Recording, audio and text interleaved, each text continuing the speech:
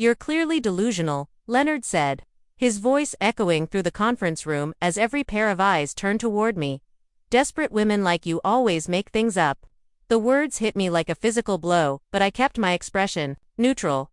I had learned that much during my 6 years at Hune Strategic Advisors here in Denver, Colorado.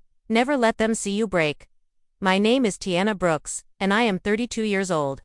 For the past 6 years, I have worked as a senior analyst at this prestigious consulting firm, building a reputation for precision and calm leadership that I thought would protect me. I was wrong. As I sat in that sterile conference room, watching my colleagues avoid eye contact, I realized that everything I had worked for was crumbling around me. But what Leonard Massey, the senior partner who had just publicly humiliated me, did not know was that I had been preparing for this moment for months. Every inappropriate text message, every uncomfortable encounter, every time his hand lingered too long on my shoulder during meetings, I had documented it all. The meeting ended with my termination performance concerns, they called it. I nodded politely, gathered my things, and walked out of that building with my head held high. Leonard watched me go with a satisfied smirk, probably thinking he had won. He had no idea what was coming. 6 months earlier, everything had seemed perfect in my professional life. I had just been promoted to senior analyst, and my work on the Meridian account had earned praise from the entire executive team. Leonard had been my mentor since I started at Hune, guiding my career with what I thought was genuine interest in my professional development. The first inappropriate message came on a Thursday night in February. I was working late, finalizing a presentation for a major client, when my phone buzzed. It was Leonard. "You look beautiful when you're concentrated. I've been watching you from my office." I stared at the message, confused. Was this some kind of joke? Leonard was married, had 2 teenage daughters, and had always maintained strict professional boundaries. I decided to ignore it, thinking perhaps he had sent it to the wrong person by mistake. But the messages continued compliments about my appearance, comments about my clothes, and questions about my personal life that made me increasingly uncomfortable. I started taking screenshots, though I wasn't sure why at the time. Some instinct told me to document everything. My relationship with Leonard had always been professional, even friendly. He had championed my promotions, included me in high-profile meetings, and seemed genuinely invested in my success. His wife, Patricia, was lovely. We had met at several company events, and she always asked about my family with genuine warmth. When Leonard began requesting private meetings about career development, I thought nothing of it initially. He was a senior partner, after all, and I valued his guidance. But these meetings started happening more frequently, often in his office, after hours when the building was nearly empty. During one particularly uncomfortable encounter in March, Leonard had cornered me near the copy machine. "You know, Tiana," he said, standing much too close, "your promotion to director level depends on how well we work together." My stomach turned as he said, "I hope you understand what I mean." That evening, I went home and called my sister. "I don't know what to do." Victoria, who is a lawyer herself, was direct. "Document everything. Every communication, every exchange.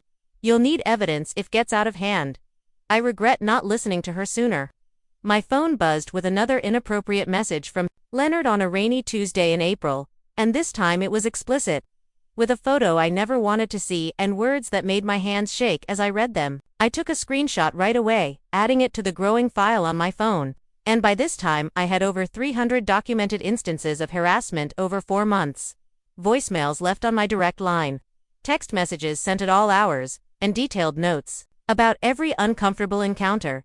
I decided to report Leonard to Human Resources that afternoon, and I brought printed copies of some of the worst messages to the meeting with Jennifer Walsh, the HR head. Jennifer listened with a worried look on her face, taking notes and telling me that the company took these issues seriously. "We'll launch an immediate investigation," she promised, adding, "In the meantime, try to maintain professional distance." From Mr. Massey, I didn't hear anything for 2 weeks, and when I contacted Jennifer again, she appeared perplexed. "What complaint?" "I don't have any record of our conversation," she said, rummaging through papers on her desk. I was devastated to discover that the printed messages I had given her were missing. It was as though our meeting had never taken place. I came to the realization that Leonard's influence at Hune was more extensive than I had anticipated. As a senior partner, he probably had contacts in HR as well as other departments. As the harassment progressed, Leonard became more assertive, sending messages during business hours and making increasingly explicit remarks during team meetings. He seemed to think he was untouchable, that his position protected him from any consequences. I also made the decision to record our conversation with Jennifer, typing up detailed notes as soon as I left her office and creating multiple backup copies of all the evidence I had gathered, storing them in different locations to ensure they couldn't disappear like my HR complaint had.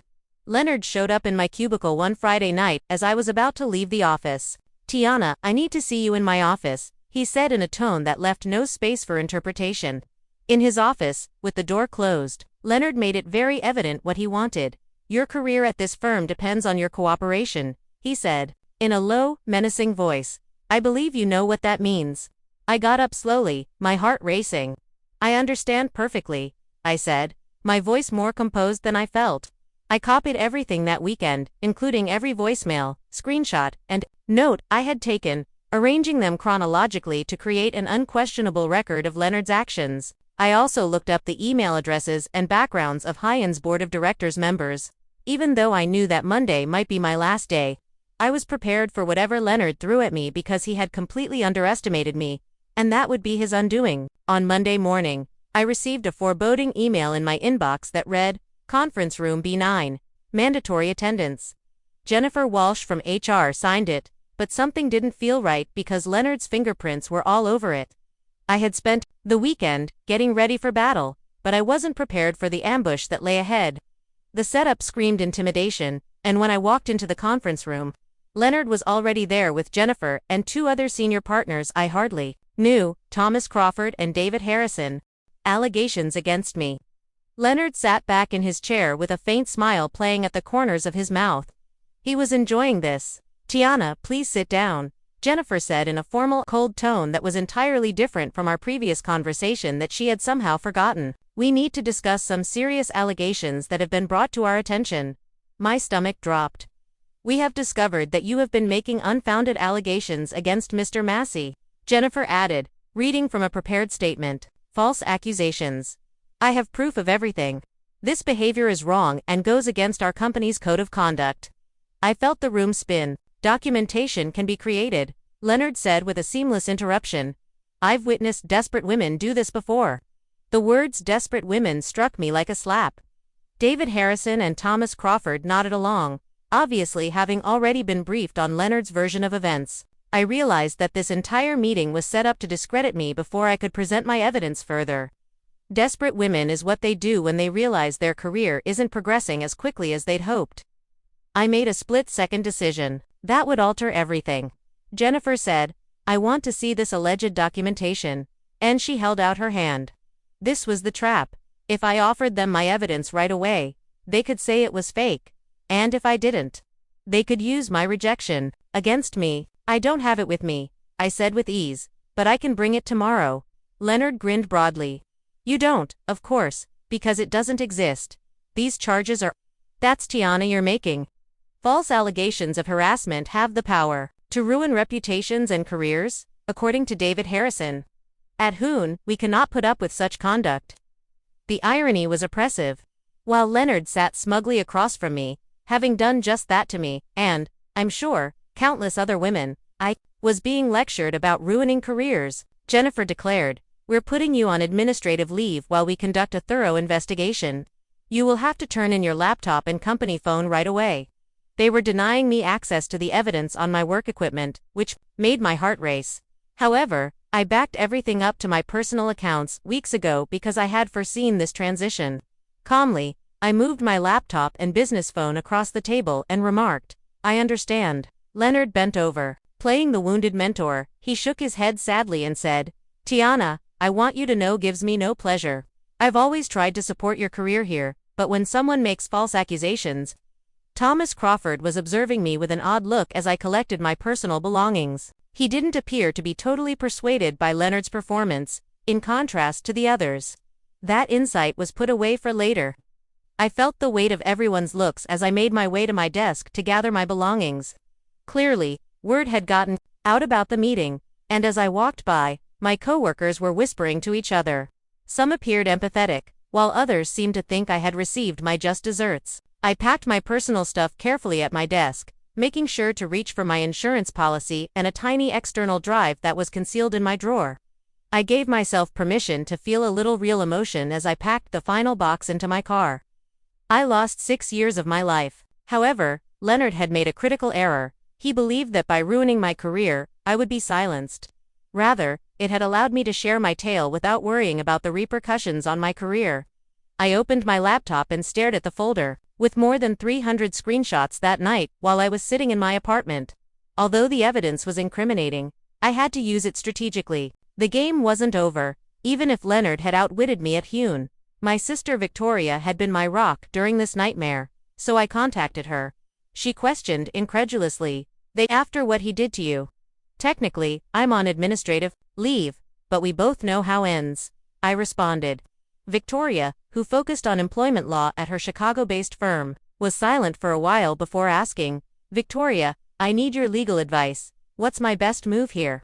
"You have 2 options. File a lawsuit, which could take years and might not get you the justice you deserve, or what? Go nuclear. Take to the board, the media, and social media. Make it impossible for them to ignore or cover up." I had been considering the same thing. Leonard's strength came from working in the background and utilizing his connections. 2 quiet women before their voices could be heard. However, what if I took away his narrative control? "Take charge of the story," I said. All of a sudden, this Thursday is Hyan's quarterly board meeting. I noticed it on the business calendar. Perfect timing. Victoria concurred. Board members detest surprises, particularly when they put the company at risk of liability. The following 2 days were devoted to creating the most significant presentation of my life. A thorough history of Leonard's harassment, complete with screenshots, dates, and context, rather than a PowerPoint packed with business numbers. I did background research on each board member to find out what would spur them to action. The board chairwoman, Margaret Chen, had dedicated her professional life to promoting women in business. My age was that of Robert Singh's daughters. Patricia Williams had just arrived after her last employer was wrecked by a high-profile sexual harassment controversy. These were people who would get the seriousness of what I was disclosing, not just names on a website. I was having trouble sleeping on Wednesday night. During the peaceful hours, doubt began to creep in as I continued to practice my words and the way I would present the data. What if I was not believed? What if they were already poisoned against me by Leonard? A text message from an unidentified number buzzed through my phone, saying, "I know what Leonard did to you. You are not unique." The note was unsigned, but I had encouragement from someone inside he owned. "Be strong tomorrow." I meticulously put on my finest suit, the navy blue one I wore to my promotion interview 2 years prior. On Thursday morning, I wanted to appear strong, credible, and professional. Knowing that security would attempt to stop me, I arrived at Hyan's headquarters half an hour before the board meeting. "I'm here to address the board," I said calmly and confidently to the receptionist with obvious discomfort. She responded, "You don't have an appointment." The magic words legal liability opened doors quickly. "I have information the board needs to hear regarding potential legal liability for the company." I was shown to a waiting area outside the boardroom in a matter of minutes. I could see the board members sitting down through the glass walls. There was Leonard, too, giving what appeared to be quarterly financial reports. Margaret Chen came out to talk to me directly. "I know you have issues to bring up with the board, Miss Brooks." "Yes, ma'am. Concerns that, if not addressed right away, could expose Hyan to serious legal repercussions." She looked at my face for a second before nodding. As I waited, my hands firm despite my pounding heart, I reflected on all the women who had likely sat in similar rooms with similar information, only to be hushed or rejected. "We'll hear you after Mr. Massey finishes his presentation." That pattern would stop today. The board enthusiastically applauded Leonard's presentation as it came to a close. When Margaret Chen informed me that I would be speaking to his division next, he had just completed outlining how they had surpassed revenue projections by 15%. I observed Leonard's expression. His self-assured smile wavered briefly as I walked in the door before he straightened out. "I'm not sure why Miss Brooks is here," he answered with ease. "She's currently on administrative leave pending an investigation into some concerning behavior." Margaret firmly stated, "Mr. Massey, please take a seat." I had rehearsed this line dozens of times, yet it still felt unreal to stand in front of 9 board members. "Miss Brooks, you have our attention." To witness Leonard's actual nature. I started by attaching my laptop to the projector and saying, "Thank you for allowing me to speak. I'm here to present evidence of systematic sexual harassment by Mr. Leonard Massey, evidence that human resources has mysteriously lost or ignored." The audience was quiet. Leonard began to protest, but Margaret's glance cut him off. I clicked to my first slide and continued over the previous 4 months. The first screen grab showed one of Leonard's more explicit texts, with his phone number and timestamp prominently displayed. I have documented over 300 instances of inappropriate communication and behavior from Mr. Massey. Board members shuffled uneasily in their chairs. This message was sent at 11:47 p.m. on a Tuesday, I replied. I was working late on the Henderson account when I received it. Note the date. This was 3 days after I reported to HR that Mr. Massey was making me uncomfortable. I went through more slides, each one more damning than the last.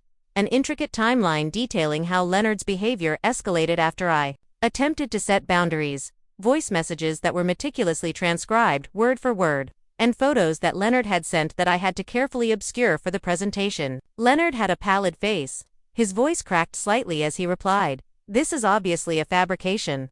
Anyone can fake text messages these days." Calmly, "You're absolutely right," I answered.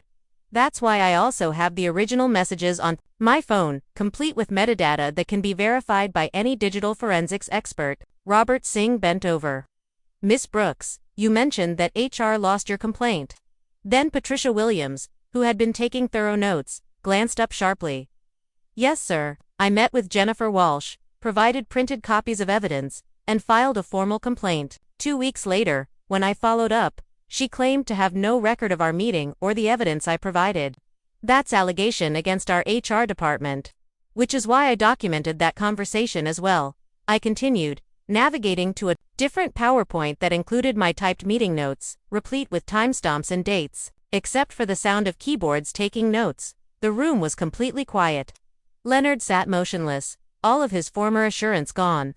After saying, "There's one more thing," I clicked to my last slide. "Mr. Massey has harassed Oman at this company. Yesterday, I received an anonymous message suggesting I'm not the first." Margaret Chen's face became stern. I said, "Thank you, Miss Brooks. We'll need copies of all this evidence for our investigation." "Of course," I said, quickly pulling a USB stick out of my laptop. "Everything is here, along with additional documentation." Leonard finally found his voice while I was gathering my supplies. "You're destroying my family and my career over a misunderstanding." I cut him off, giving him a hard look. As I left that boardroom, I felt lighter than I had in months. You destroyed your own career the moment you decided to abuse your power. There was no turning back the clock now that the truth was out. Leonard Massey's career at Hune Strategic Advisors ended 24 hours after I presented my findings to the board. I found out about it by observing through the window of a coffee shop across the street as security took him out of the building with a solitary cardboard box, rather than by an official announcement. All morning, my phone had been ringing. Victoria was the first to call. The most fulfilling call, however, came from Margaret Chen herself. "It's all over the industry blogs already. Senior partner terminated following harassment investigation. You did it, Tiana." The inquiry that followed was quick and exhaustive. "Miss Brooks, I want to personally apologize for what you endured at our company. The board has voted unanimously to terminate Mr. Massey's partnership and begin a comprehensive review of our HR practices.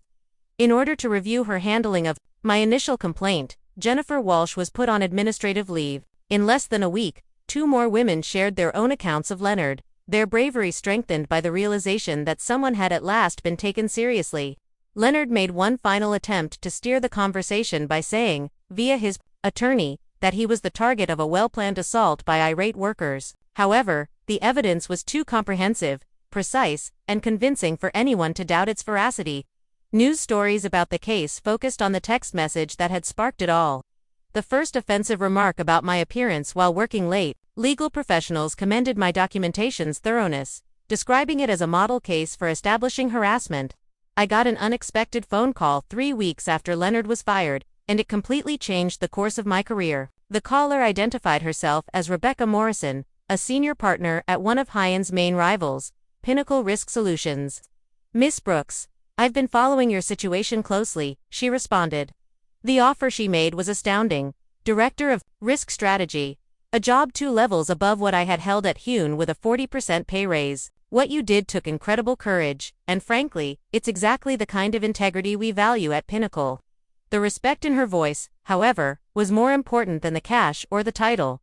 That touched me. We need leaders who don't hesitate to act morally even when it's challenging. Rebecca went on, your reputation in this industry is impeccable, and after what you've been through, every firm in Denver knows you're someone who can be trusted completely. I didn't miss the irony. In fact, Leonard's attempt to ruin my career had made it impossible to ignore me by attempting to silence me.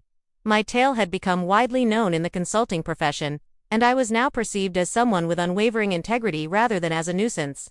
I instantly accepted Pinnacle's offer. Rebecca gave me chills when she introduced me to the staff on my first day. This is Tiana Brooks, our new director of risk strategy. Some of you may know her story. She's proven that she always chooses what's right over what's easy, and that's the kind of leader we need. Most people are unaware of how small the consulting industry is. News quickly spread that I had been hired by Pinnacle and elevated to a top leadership role. Leonard's attempt to put me on a blacklist had failed miserably. Looking out over downtown Denver from the 23rd floor of my new office, I took stock of the events of the previous few months. The best retaliation isn't always premeditated. Sometimes it's just letting the truth speak for itself and refusing to be hushed.